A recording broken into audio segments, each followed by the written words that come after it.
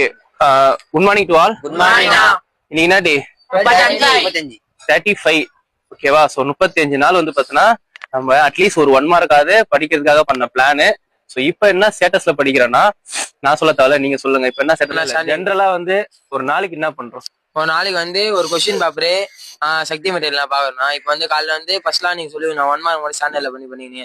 அதுக்கப்புறம் 2 மார்க் இப்போ ஸ்டாண்டிங்ல என்ன படிக்கிறேன்னா இப்போ பேராகிராஃப் டெஸ்ட் எழுதுனா அதுக்கப்புறம் வந்து கொஸ்டின் நீங்க சொன்னீங்களா சயின்ஸ் சப்ஜெக்ட் அது வந்து இப்போ சாப்பிட்டு வந்து படிக்கணும். Okay fine.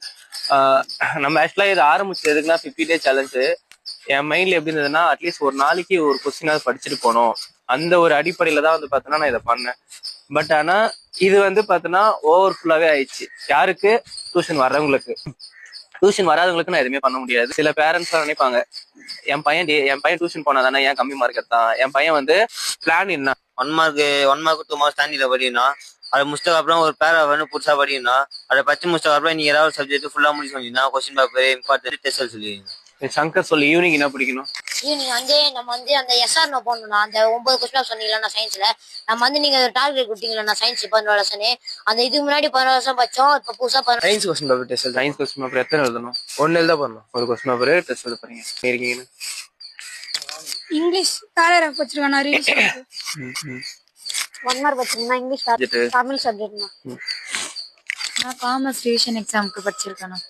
Okay Tamil 1 mark Tamil நீங்க கொடுத்த இம்பார்ட்டன்ட் 2 மார்க் படிச்சீங்க.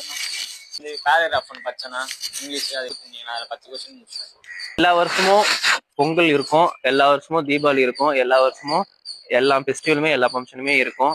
பட் ஆனா எல்லா வருஷமும் 10th எக்ஸாம் நடக்கும். அந்த 10th எக்ஸாம் எடுக்கும்போது நீங்க வந்து 11ஆவதுன்னு இருக்கணும். அது ஆசைப்படு. அடுத்த வருஷமும் என்ன இருக்கு? தீபாவளி பொங்கல்லாம் இருக்கு. ஓகேவா? அடுத்த வருஷம் 11ஆவது படிக்கணும்னு ஆசைப்படு.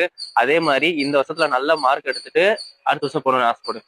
தப்பு பண்ணுவாங்க பேரண்ட்ஸ் வரைக்குமே ஒரு தப்பு, டீச்சர் வரைக்குமே ஒரு தப்பு பண்ணுவாங்க. என்ன தப்பு சொல்லு பாப்பேரா? நான் வந்து அப்பயே வந்து பார்த்தேன்னா ஒழுங்கா படிச்சிருந்தேன்னா 450 மார்க் இப்ப எடுத்திருக்கேன். அப்போ கொஞ்சம் படிச்சிருந்தேன்னா என்ன பண்ணிருக்கலாம்? ஒரு 490 மார்க் எடுத்திருக்கலாம் அப்படின்னு எப்ப ஃபீல் பண்ணுவாங்கன்னா வாழ்நாள் ஃபுல்லா ஃபீல் பண்ணுவாங்க. புரியுதா? இப்ப இல்ல, வாழ்நாள் ஃபுல்லாவே ஃபீல் பண்றது இந்த ஒரு இது நடக்கும் எல்லாருக்குமே. எனக்கு இல்ல, எல்லாருக்குமே நடக்கும்.